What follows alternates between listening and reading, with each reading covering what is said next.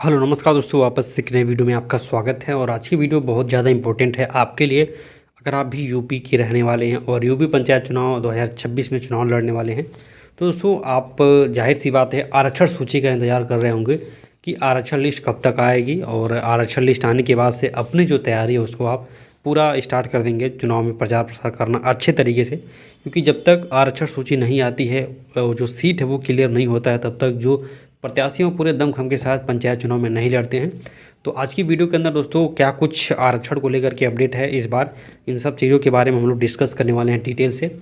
और क्या कुछ बड़े बदलाव इस बार किए गए हैं, आरक्षण सूची किस प्रकार से रहेगी, कब तक आ सकती है, ठीक है, क्या क्या बातें चल रही हैं, क्या क्या चर्चा हो रही है, इसके बारे में डिटेल से डिस्कस करेंगे।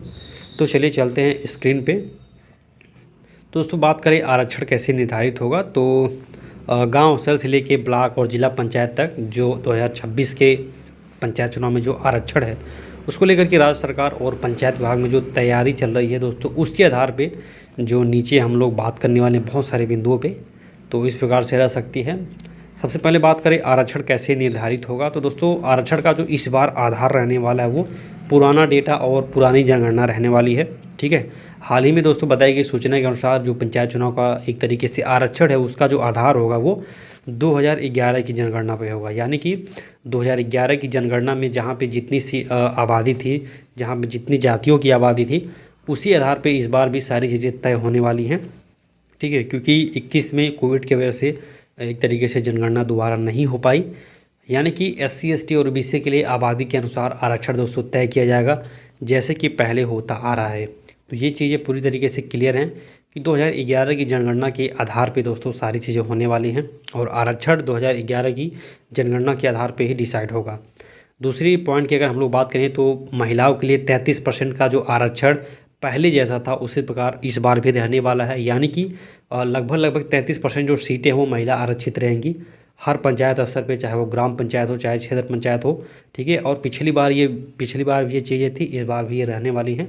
और ये जो कानूनी न्यूनतम आरक्षण है ताकि पंचायतों में महिलाओं की जो भागीदारी है वो सुनिश्चित हो, तो इसके पहले भी महिलाओं के लिए 33% सीटें थी, तो इस बार भी वही रहने वाला है। इसके साथ दोस्तों आरक्षण की अगर हम लोग बात करें तो इस बार रोटेशन सिस्टम लागू रहेगा, यानी कि सीटों का रोटेशन होता रहेगा। पिछली बार जिस भी सीट पे SC ST OBC या सामान्य या महिला आरक्षित थी, अगली बार वो जो सीट है फिर से आरक्षित नहीं होगी।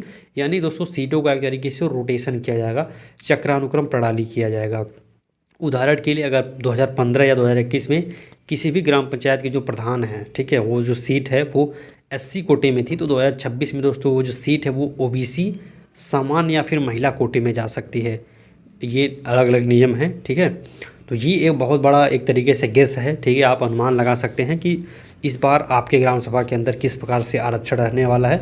तो 2015 और 21 में अगर किसी भी पंचायत का एक तरीके से जो सीट है प्रधान का वो अगर SC कोटे में है, तो वो 2026 में सीट OBC 100% होगा या फिर जनरल हो जाएगा या फिर महिला कोटे में जा सकता है, ठीक है।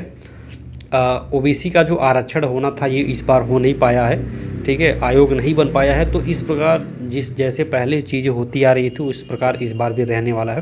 तो यानी कि मिला जुला करके जब तक आयोग नहीं बन जाता है तब तक पुरानी व्यवस्था लागू रहेगी, खास करके पिछड़ी वर्ग की जातियों के लिए।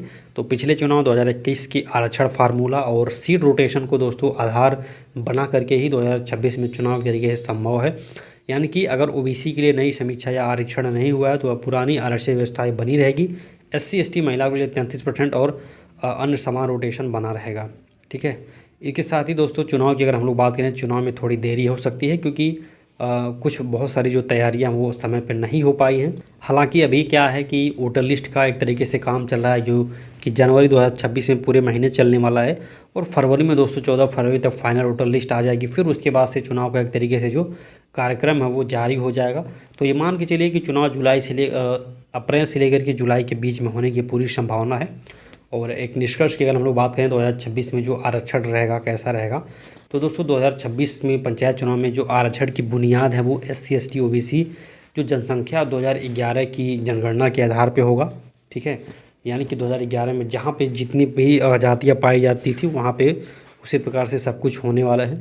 और दोस्तों महिलाओं के लिए खास करके 33% का जो एक तरीके से सीटें रिजर्व रहने वाली हैं और सीटों का रोटेशन रहेगा। इस बार चक्रानुक्रम प्रणाली बनी रहेगी और ओबीसी आरक्षण की समीक्षा और नई आरक्षण सूची के लिए प्रस्तावित जो आयोग है वो अभी तक नहीं बना है और इस बार बनेगा भी नहीं।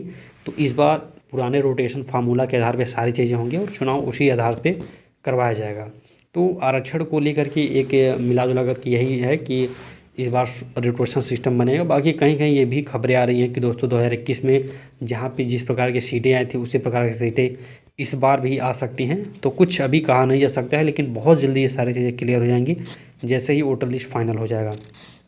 तो आप अपनी तैयारी करते रहिए। और इसके साथ दोस्तों अगर आप जानना चाहें कि आपके गांव में 5 साल के अंदर कौन कौन से काम हुए हैं, कितनी योजनाएं लागू की गई हैं, मनरेगा योजना में कितने पैसे खर्च किए हुए हैं, 15वें वित्त और राज्य वित्त में कितने पैसे निकाले गए हैं, तो ये सारी जानकारी आप हमारे माध्यम से एक दिन के अंदर ले सकते हैं।